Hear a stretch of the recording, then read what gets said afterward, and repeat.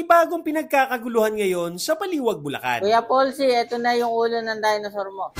Sino ba naman ang aayaw sa malaking parte ng ulo ng baboy na may mata, malaking pisngi ng baboy, at meron ding paa ng baka? Samahan mo pa ng mainit na sabaw ng sinigang. Panalo! Mga tet kuya, nandito tayo sa San Jose, Baliwag, Bulacan. Susubukan natin dito kay Sir Sinigang. Titikman natin yung iba't ibang klase nila at sinigang. Tara! Located nga pala itong Sir Sinigang sa tapat ng Meralco, Baliwag at open sila from 7 a.m. to 9 p.m. araw-araw. Kagandahan nga rin dito sa mga sinigang nila ay makakapamili ka ng parte na gusto mo at nakahiwalay din ang mga gulay nila para hindi ma-overcook. Ayun, yung sinigang na ulo ng baboy nila ay 200 pesos. Yung paa ng baboy naman nila ay 160 pesos. At ito namang paa ng baka ay 130 pesos. May kasama ng rison. Medyo mahilig ako sa maasim na sinigang at sigurado ko yung iba sa atin ay gusto ng sakto lang ang asim. At ang kagandahan nga dito kay Sir Sinigang ay magkaibang asim ng sabaw ng baka at sabaw ng baboy nila. Mas maasim ng konti ang sinigang na paa ng baka nila at sakto naman ang asim ng sinigang na ulo ng baboy. At kung gusto niyo namang mas lalong ganahan sa pagkain, pwede naman kayo maglagay ng patis kalamansi na may sili. Para sa akin, pinakasulit yung ulo ng baboy na may mata nila dahil sa bukod sa hanggang loob ay merong laman ay kasya na to para sa 2